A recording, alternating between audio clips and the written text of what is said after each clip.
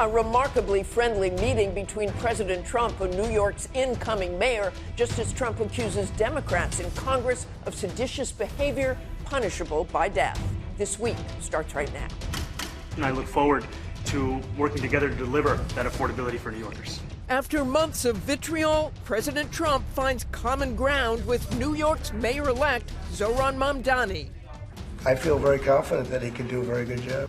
Even as Trump accuses congressional Democrats of treason over calls for military members to refuse illegal orders. He's got these ideas, and these are dangerous ideas. Does the president want to execute members of Congress? No. This morning, Democratic Senator Elissa Slotkin, one of the president's targets, joins us exclusively. Stark choice. President Trump pushes Ukraine to accept his peace deal by Thanksgiving or risk losing U.S. support.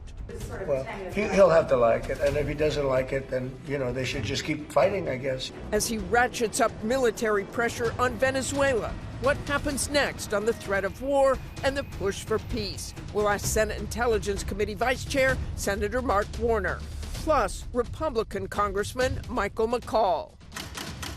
And shock resignation. Marjorie Taylor Greene announces she's stepping down from Congress after a high-profile falling out with the president. Once I left her, she resigned because she would never have survived a primary. Our Powerhouse Roundtable on what it could mean for the Republican Party. From ABC News, it's This Week. Here now, Martha Raddatz. Good morning and welcome to This Week. And what a week it was at the White House. From President Trump's surprisingly public embrace of Zohran Mamdani to his public breakup with Marjorie Taylor Greene to his pointed attacks on Democrats who called for resisting unlawful military orders, the president's complicated relations with friends and foes alike took the spotlight, including on the world stage, where he upped his pressure on Ukraine to make a peace deal with Russia, giving President Zelensky a Thanksgiving deadline.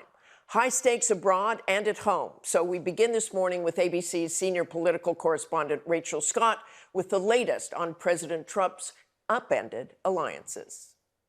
This week, the full spectrum of President Trump on display as he turned on one of his closest allies, blasted familiar foes, and heaped praise on former adversaries.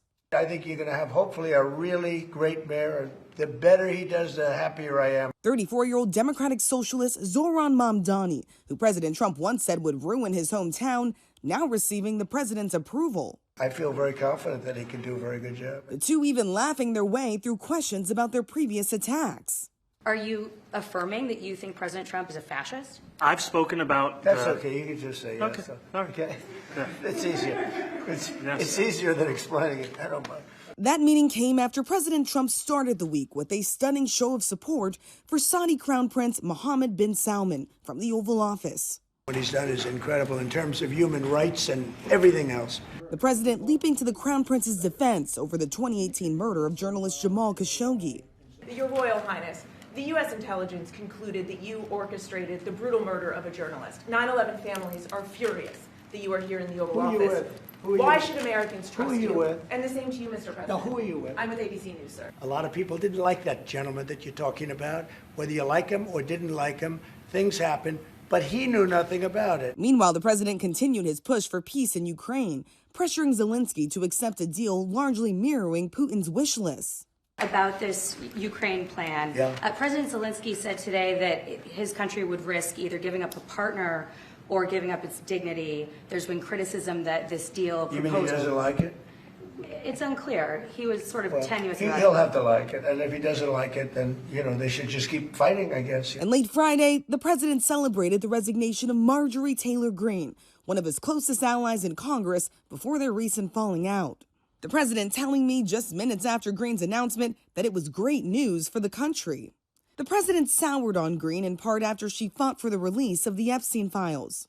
Standing up for American women who were raped at 14 years old, trafficked and used by rich, powerful men should not result in me being called a traitor and threatened by the President of the United States, whom I fought for. But after overwhelming support emerged in Congress to get that bill to the president's desk, Trump's signing the law that gives the Justice Department 30 days to release the remaining files. The president's wrath this week also directed at 6 congressional Democrats, all former military or intelligence, after they posted this video on social media. Our laws are clear. You can refuse illegal orders. You can refuse illegal orders. You must refuse illegal orders. No one has to carry out orders that violate the law or our Constitution. The president lashing out on social media in response to the video, calling them traitors and accusing them of seditious behavior punishable by death. The flurry of posts sparking pushback on Capitol Hill. The words that the president chose are not the ones that I would use, okay? Obviously, I don't think that these are crimes punishable by death or any of that. And Martha, those Democratic lawmakers are seeing a spike in threats after the president's posts and their own posts online. Democratic Senator Elissa Slotkin announced on Friday that her home had been searched by Michigan State Police after a bomb threat. Martha. And our thanks to Rachel Scott. I'm joined now in studio by Senator Elissa Slotkin. Thanks for joining us this morning. Thanks for having me. As Rachel pointed out, I know you've received death threats, bomb threats. I just want to read again what the president has been putting on his social media. He is not backing off overnight, calling you again traitors, sedition at the highest level, a major crime. This all started on Thursday. Donald Trump saying it's called seditious behavior at the highest level. Each one of these traitors to our country should be arrested and put on trial. Continuing, this is really bad and dangerous to our country. Seditious behavior from traitors, lock them up. Seditious behavior punishable by death. He also reposted, hang them, George Washington Wood. I just want you to tell me what's happened since this. Well, I think almost immediately, the security situation changed for all of us. Leadership climate is set at the top. So if the president's saying things like that, you can imagine people on the ground, what they're doing, the calls into our office, et cetera, into our teams, the calling of police. I think I've been through dangerous situations before, so it doesn't change, my feeling about speaking my mind. But obviously, the president took issue with one sentence in a video and was calling for our death. I think that's inappropriate, whether you're a Democrat, Republican, or an independent. The White House says President Trump wasn't threatening death, but thinks you and the other members are in serious trouble. Are you concerned about any of that? Deputy Attorney General Todd Blanche said you should be held to account.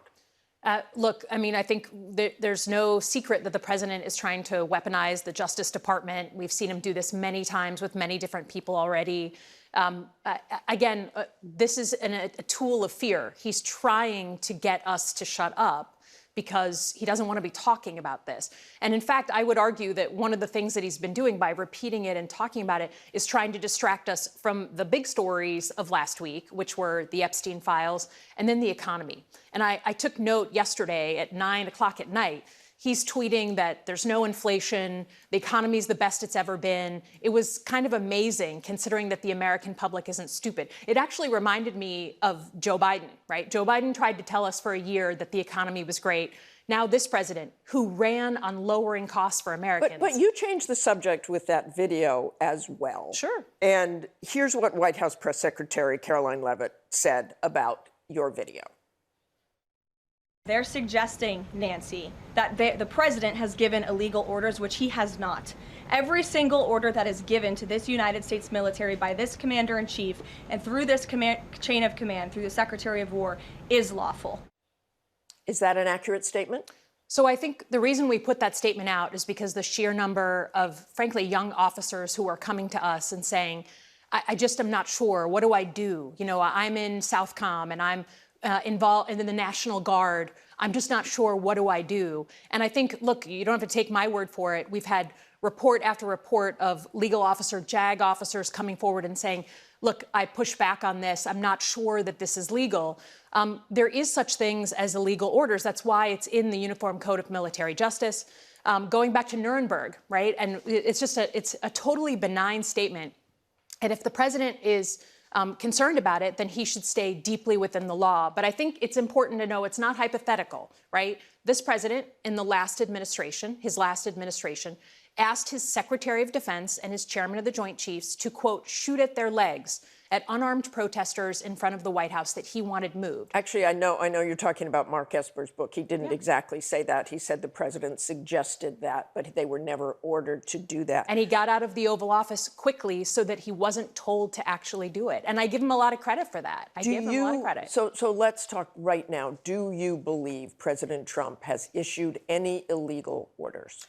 To my knowledge, I am not aware of things that are illegal, but certainly there are some legal gymnastics that are going on with these Caribbean strikes and everything related to Venezuela. And I think that's why... And be specific about that. Let me read you what Senator Lindsey Graham said about your video. You owe it to the men and women in the military to be specific about what you are talking about. What these senators and House members did was unnerving, and it was unconscionable to suggest that the President of the United States is issuing unlawful orders without giving an example. Yeah. So for me, my primary concern is the use of U.S. military on American shores, in our cities and in our streets. We've seen now the courts overturn the deployment of U.S. military into our streets, including here in Washington, D.C. When you look at these videos coming out of places like Chicago, it makes me incredibly nervous that we're about to see people in law enforcement, people in uniform military get nervous, get stressed, shoot at American civilians. It is a very, very stressful situation for these law enforcement and for the communities on the ground. So it was basically a warning to say, like, if you're asked to do something, particularly against American citizens, you have the ability to go to your JAG officer and push back. And with these service members calling you, couldn't you have done a video saying just what you just said? If you are asked to do something, if you are worried about whether it is legal or not, you can do this. It does imply that the president is having illegal orders, which you have not seen. I think for us, it was just a statement widely, right? We say very quickly and to all the folks who come to us, this is the process. Go to your JAG officer, ask them for explanation, for top cover, for their view on things. We do that on a case-by-case basis, but we wanted to speak directly to the volumes of people who had come to us on this. And it is very clear that no one should follow an illegal order, but it's very murky when you look at what is an illegal order. And if you go into morally, ethically, that's a pretty tough thing to look at and say, how do I navigate this?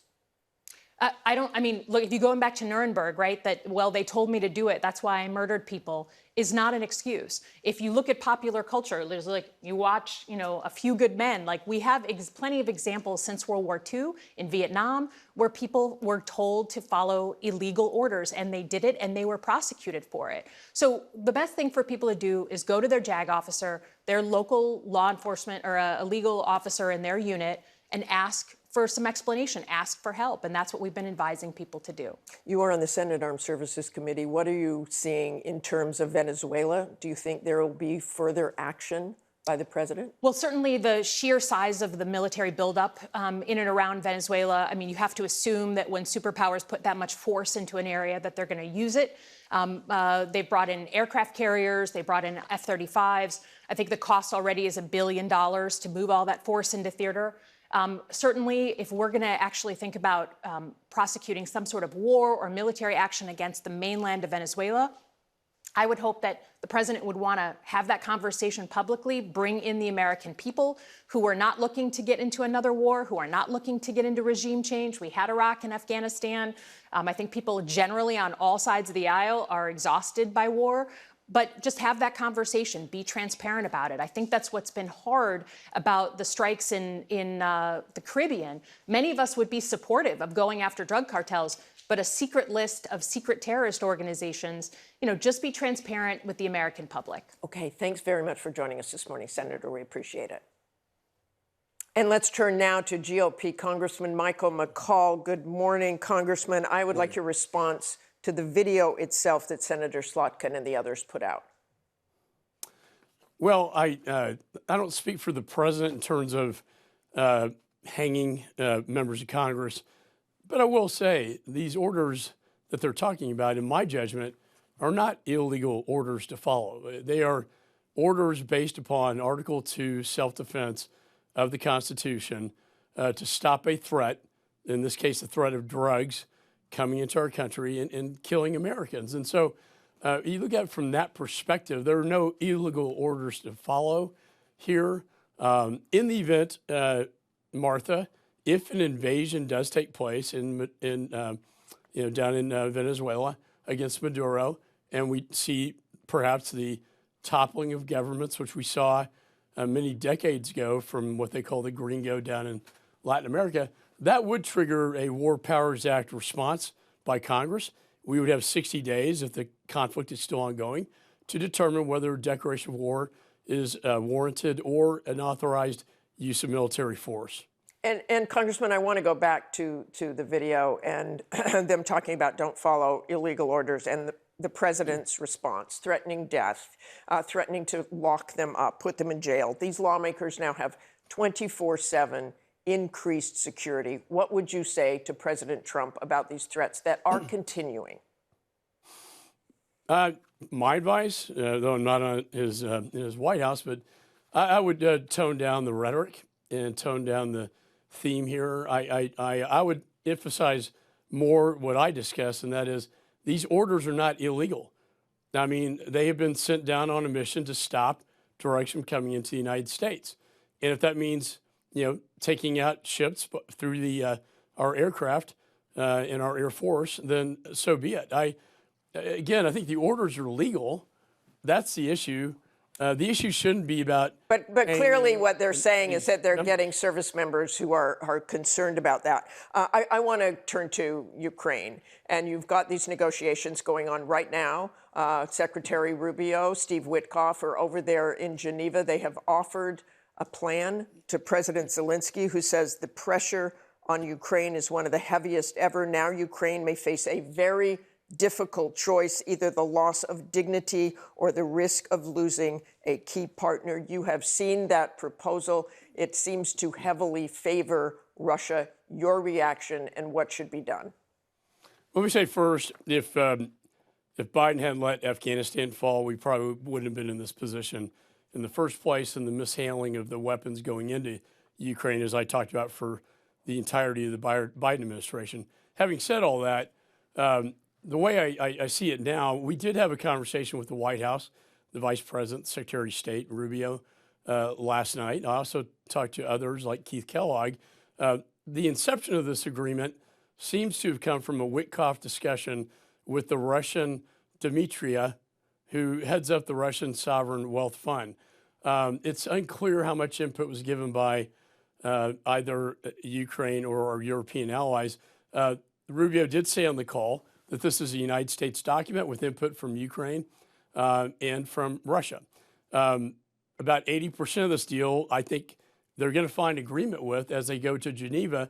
The problem is going to be the 20% of really tough items to negotiate, what happens with that. And I would take a page out of Donald Trump's book, The Art of the Deal, to all parties involved in this.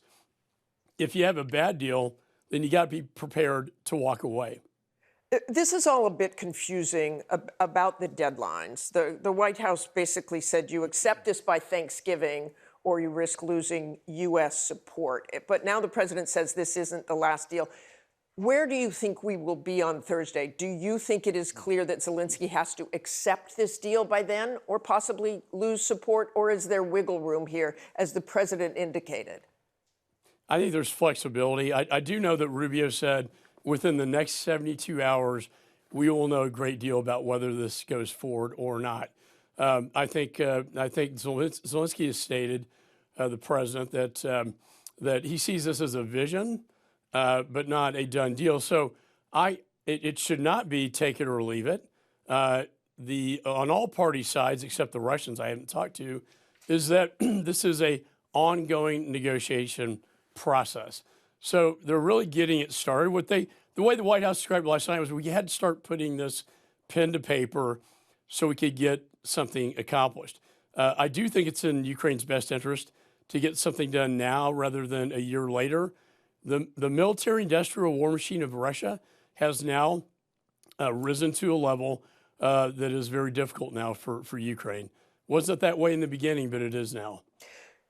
We last spoke after the Alaska summit. What has really changed here. And you told me then that you believed Putin was manipulating Trump, but you thought Trump was, quote, waking up to the fact that Putin is not negotiating in good faith, not making concessions, and has to be dealt with. Do you still believe that's true?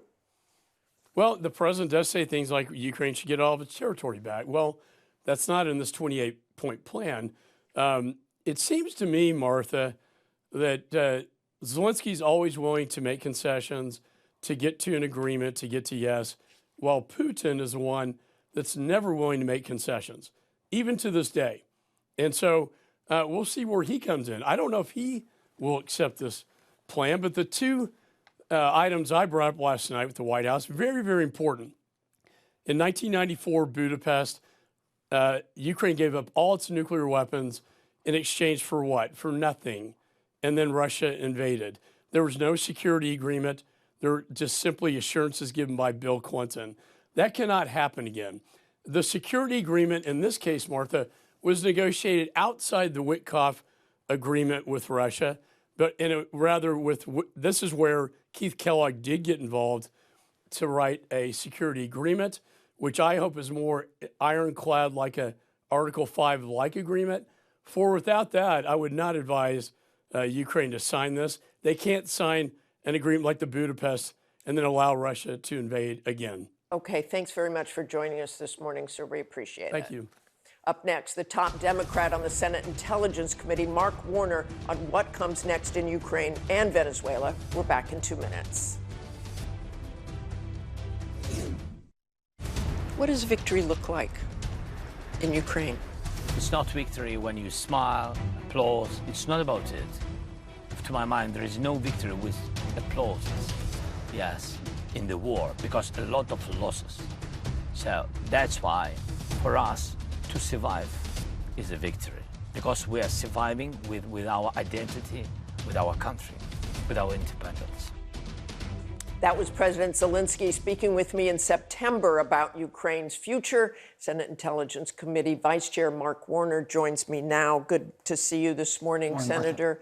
What is your reaction to this peace proposal that is on the table? My reaction is it's awful. It would make Neville Chamberlain's giving in to Hitler, the outset of World War II, look strong in comparison. The fact that this was almost a series of Russian talking points would require Ukraine to give up the totality of the Donbass, parts they still control, cut back their military forces going forward, never be able to join NATO. This would be a complete capitulation, and it's why I think you're hearing from Congress, both sides, people pushing back, and obviously the Europeans feel like they've been totally left high and dry. You've heard the deadline from President Trump, but then him saying there's room for negotiation here. It seems like, so what do you think happens on Thursday? It feels like this was a plan that they took almost entirely from the Russians, did no consultation with Congress, no consultation with the Europeans, obviously didn't read in Zelensky and the Ukrainians, and now they're getting ferocious pushback. So one more time, Trump is changing his deadlines. Of course, how he picked Thanksgiving to start with, I have no idea. But now, even with this this back and forth that it's not really an American plan, or is it an American plan? This is the kind of chaos that unfortunately represents so much of the Trump foreign policy. So what do you think President Zelensky should do? He's been through this before. It's kind of back and forth with this White House. They support you, they pull it back. Do you think all of this proposal, which seems to heavily favor Russia, is that just a starting point? Well, I would hope so. Again. I would hope so. Again, the Ukrainians have performed magnificently in the field. They are reinventing the nature of warfare in terms of use of drones. To have this proposal forced upon them, I think, as Zelensky said, Ukrainian dignity versus giving up a partner. I would hope the president would not be so weak as to try to force this plan on the Ukrainians and our other allies. It would, I think, send not only a horrible signal for Europe, but the person who's watching this probably the most closely is President Xi in China. And if the Americans are willing to throw in their towel so much like this on Ukraine, you can bet that Xi's thinking this gives him a clearer path in terms of taking Taiwan. But what does Zelensky do here? If on Thursday The president says, I'm telling you right now, take what we've got on the table, and there'd probably be some changes, or we're done. What does Zelensky do? Just hope that Europe rises and helps them out? You have overwhelming support still for Ukraine. The last Ukraine aid package had 80% of the Congress. I think the president is seeing this one-sided plan kind of blow up in his face with pushback from the Ukrainians, from the Europeans, from members of Congress of his own party. And my hope is he'll come back and be a bit more reasonable. I want to turn to Venezuela. We're all watching that this week. What can you tell us about what you think happens now? We've got this massive buildup. We've got this massive show of force. We have airlines that aren't flying there because of all the activity and the military activity right now. Do you expect something more to happen? Well, historically, the United States' intervention in Central America or South America has not always rolled out the way we'd hope. Maduro was a bad guy, frankly, under Biden. When the Venezuelan people voted in overwhelming numbers, Biden should have put more pressure on getting Maduro out then. It was a mistake. But now, to have this much armed forces, we have not been briefed on any military action that would have been authorized. He keeps putting word out that maybe he has authorized, maybe he's not. We are trying to get the answer on that. But there is a real question, to take this big a fleet, bring our largest aircraft carrier, put them there, to further blow up boats that they claim have drugs on them. Frankly, they could have interdicted some of those boats and shown the world that there were drugs. In terms of Venezuela, the legal opinion about the drug running doesn't touch Venezuela at all. So the president would have to come back and brief us. Trump says he'll be speaking with Venezuelan President Nicolas Maduro. Do you think that is a good idea? And what can you say to him? Listen, I think the notion that Trump says he'll talk to anyone, I think that is, I'm not going to critique him on that. If there's a way to push Maduro out, remember, our government and 50 other governments, most all of Western Europe, don't recognize the Maduro government as legitimate. But it does not feel like there is a organized plan and coming down again, America only, without any of our other allies in South America or Central America, again, seems not the right approach to me. What could happen short of a show of force? When you have that massive a show of force, it's almost like you're in a position where you have to do something or you might look weak. Short of Maduro saying, okay, I'll leave, then what does he do?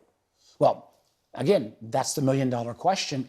And as you know, when you've got this many forces down there, and you can't keep the carrier positioned there for forever, you also have the chance of an accident happening or a conflict between the Venezuelan Air Force or some of our planes Do you think he wants to go to war with Venezuela? Do you think I don't he wants know. to I don't know. I think he is trying to put outside pressure on Maduro, but by doing it in this kind of America-only approach, again, without giving any sign to, I think, even the Republicans on the Hill, what his plans are, I'm not sure is the right way to do foreign policy. You couple this Venezuela misadventure with this desertion of Ukraine, and this is not making America safer, and it's sure not putting America first. Thanks very much for joining us, Senator. Always appreciate it. Up next, the roundtable on President Trump's embrace of Zohran Mamdani and Trump's breakup with Marjorie Taylor Greene. We're back in a moment.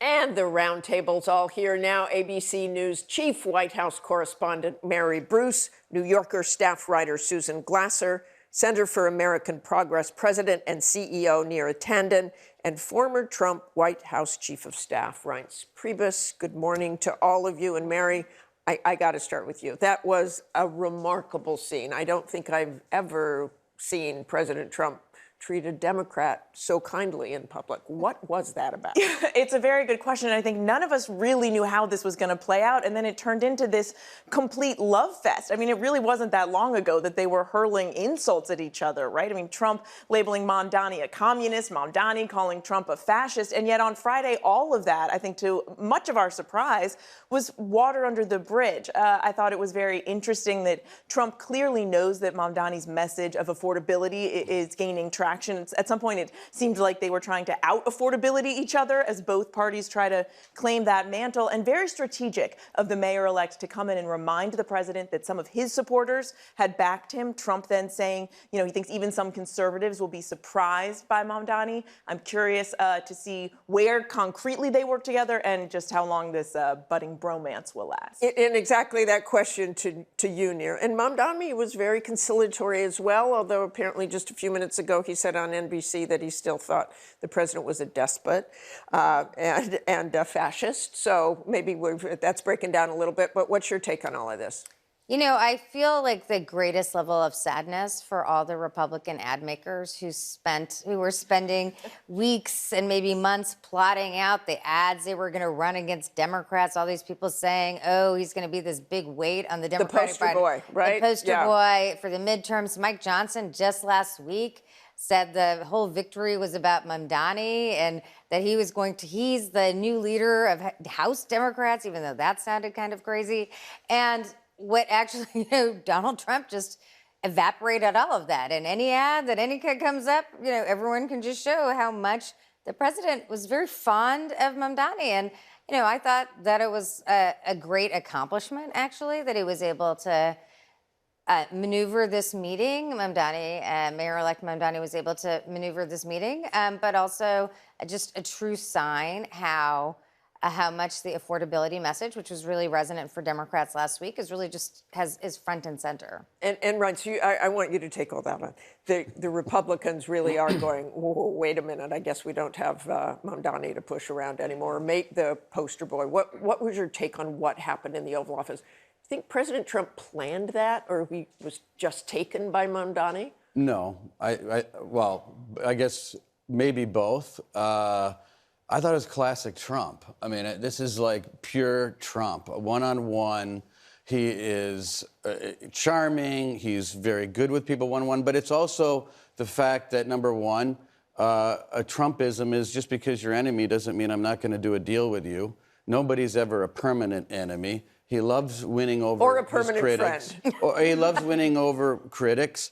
But I thought it more or less, you know, I kind of disagree. I think it eviscerated Mamdani more than Trump, because Trump supporters like myself, we know that Donald Trump will bring in enemies and charm them and get a deal done with them. But Mamdani is supposed to be pure. Mamdani is this guy who's this new found sensation, and there he was standing next to Donald Trump, completely charmed and out of his mind. And the second thing I'd say is that, as a reminder, I've said this for weeks, economic populism of the left in many ways sounds a lot like economic populism of the right.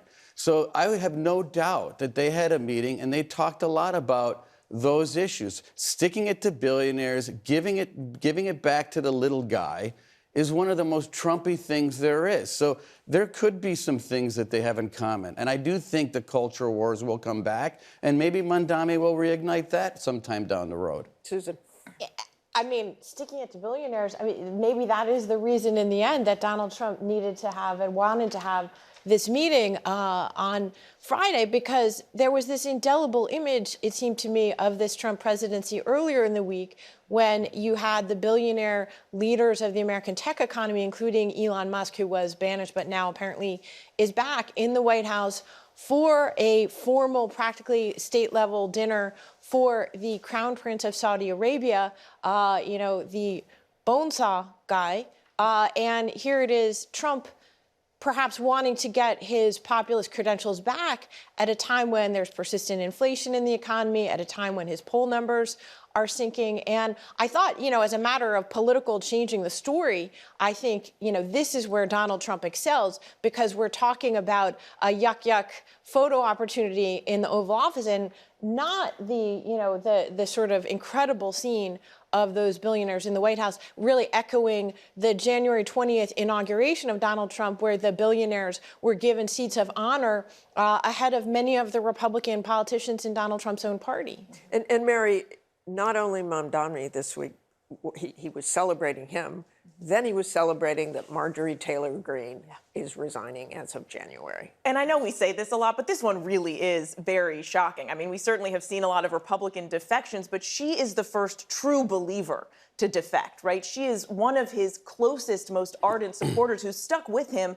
through everything, and she leaves with quite a parting shot, essentially warning all of Trump's supporters in the MAGA movement that if she can be cast aside, well, then they can be too.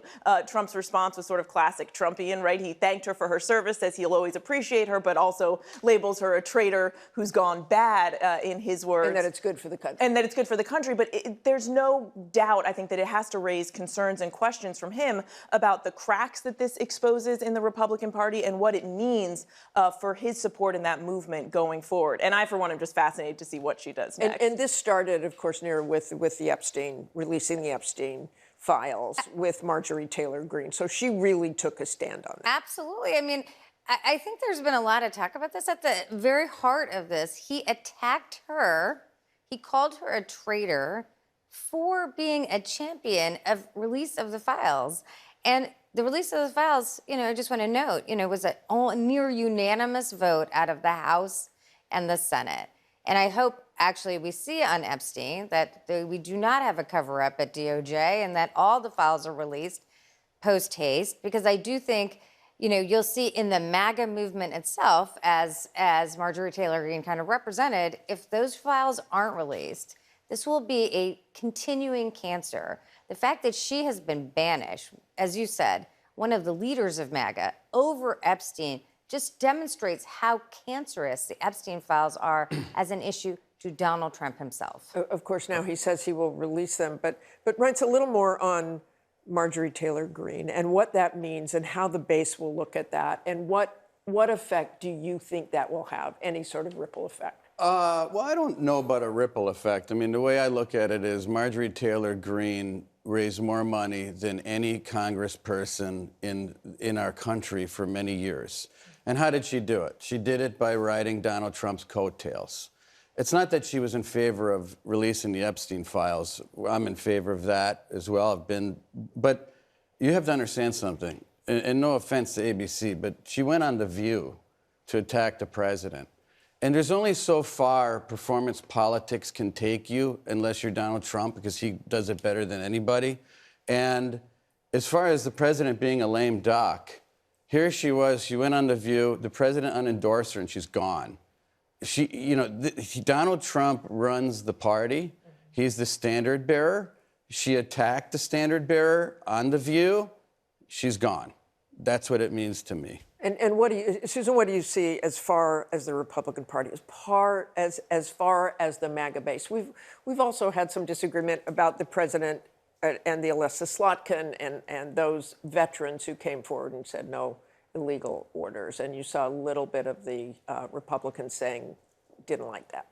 Yeah, they didn't like it, but I think Reince is making a very important point here, which is that, I've heard from critics of the president this week a little bit of a whiff of, perhaps slightly over torqued enthusiasm about, this is the beginning of the end of the Trump era, the lame duck phrase. And it does strike me that, we've got a long way to go here. First of all, Donald Trump, his control over the Republican Party, you could see it in the exercise of banishing Marjorie Taylor Greene.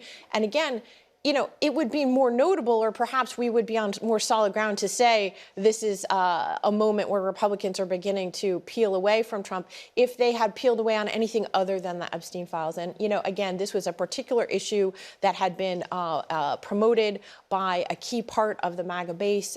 It was a remarkable demonstration, but so far I haven't seen that happen across the board in any other way. Let's remember that the Congress of the United States essentially has allowed the executive branch to usurp a basic power in the Constitution to appropriate and spend money, has not stood up for itself, has not gone to court as a different Congress might and said, wait a minute, it's the Congress and not the White House that gets to decide when we shut down agencies and when we don't spend money that we've appropriated for that. So again, I'm watching to see that moment. I suspect it's going to be much more after the next year's midterms and not before them that you might see Republicans begin to really prepare more actively for the post-Trump era. And Mary, we have about 45 seconds left here, but I want to look back at this week and you questioning the president. This was a week where we found out the president had told a female reporter, Quiet Piggy. He asked who you were with, and you came right back with some answers and questions about so many things. How was this week different to you? Yes and no. I mean, Donald Trump often attacks the press, and I think it is almost always a distractionary tactic, right? When he doesn't want to answer a question, he goes on the attack, and we saw that multiple times this week. And the through line in all of that questioning was the Epstein files, and the simple question of why he still has not released them himself, and that's a question he still hasn't answered. He's just gone on the attack. Thanks to all of you. We'll see you soon. Up next, a director takes on a very personal project on the life of legendary conservationist Jane Goodall. We're back in a moment. Most people knew her as Jane Goodall, the icon, the legend. But the Jane I was fortunate enough to get to know was gentle, curious, funny, witty, and absolutely unstoppable. She could light up a room with her stories and somehow inspire everyone she met to believe that they individually could do better. That was actor, humanitarian, and climate activist Leonardo DiCaprio remembering his friend, the world-renowned wildlife conservationist Jane Goodall, at her funeral at the Washington National Cathedral last week. DiCaprio produced Yonuni, a documentary about the Amazon by filmmaker Richard Ladkani, a longtime friend of Goodall's. Ladkani is now working on a new film about the end of her life, set to be released next year. I sat down with him to discuss Goodall's influence on his work, their relationship, and her legacy. When you heard she had died, that must have hit you in the gut. I've never cried so much. It was like a truck hitting you, and I just I broke down. Director and cinematographer Richard Ladkani has called Jane Goodall a friend and collaborator for nearly 2 decades. Estamos em guerra há muito tempo. Partly inspired by Goodall's years of working with wildlife and conservation, Ladkani's 2025 film Yonuni follows indigenous activist Juma Shapaya as she fights to save Brazil's Amazon. I wanted to make a film about the Amazon because I felt that people had lost connection with the Amazon, like emotionally. So I was looking for a unique voice, someone who could be that communicator to the world and could really kind of emotionally grab us again, that something is going on that the whole world needs to care about. And that's how I found Juma Shapaya. And she's this amazing indigenous leader that is the strongest voice I've ever met. And Juma's strength, her passion, and her baby Yonuni, the namesake of the film, inspired Ladkani's friend Jane Goodall. So on the final day of filming of Yonuni, Jane arrived and I introduced them to each other, and it was like forces of nature colliding, but in a good way. The energy exchange of seeing these protectors of our planet meet in the forest in the Amazon was so intense. And it was there in the Amazon, Jane suggested Ladkani make one more film about her. And I'm like, but Jane, there's a lot of films about you. Like, what else is there to tell? And she said, Richie, you know, they have never been really personal. It's all about what she was doing, not about her. And she said that actually, you know, the world, they all want the icon, but I'm a human being. I'm a person. I can be silly, funny, sad, exhausted. And it's really hard for me to keep chasing that icon in my 90th year. And somehow, wouldn't it be nice to show the world who I really was? The real Jane, me, just me, Jane. And that's how it all began. The film, now called Just Me, Jane, set to be released next year. I traveled the world with her, 27 countries, 5 continents in her 90th year. We had so many great adventures. We didn't know this was the last time we would all be together, but it was. And now that she passed, I think the responsibility of this film is massive, you know, because it's like now it's a legacy film. I'm gonna be spending the next year or year and a half with her in the editing and then showing the film around the world. Leonardo DiCaprio is a producer of the film. He's gonna come behind it. Tell me about what they were like together, Jane Goodall and Leo DiCaprio. He loves being in the presence of Jane. He adores her, you know, so, and Jane loves that too. you know, so she likes it when good-looking men love her, you know. She flirts with people. Mostly he would listen. They would really discuss politics. She would always have an agenda of like, do you know about what's happening with this species or with this ecosystem, or do you think we could raise money for that? And he would listen and he would go out and try to do what he can. Tell us something about her that we don't know. What I find fascinating is that she never stops thinking about the planet, and she never stops thinking, what else can I do? And sometimes I asked her, Jane, aren't you like, in a way, like a slave to that icon that you're chasing around the world? She's like, no, I can't stop. I need to do even more. Then my time is running out, so I need to be faster. But what I'm also hoping is that my spirit will live on, and the time that I had on this planet, that people will keep believing and following this path. And we had many beautiful conversations over a glass of whiskey. She does love whiskey. So that's the one thing that, I don't know how famous that is, but you know, every day she was like, let's have a nightcap. But what most fascinated me is this woman that when she was getting weaker, that she would never ever stop, that she would still push herself to keep going, because she just felt this was the reason she was put on this planet. A remarkable woman. Our thanks to Richard Slotkin, and we look forward to seeing Just Me Jane next year. That's all for us today. Thanks for sharing part of your Sunday with us. Check out World News Tonight and have a great day.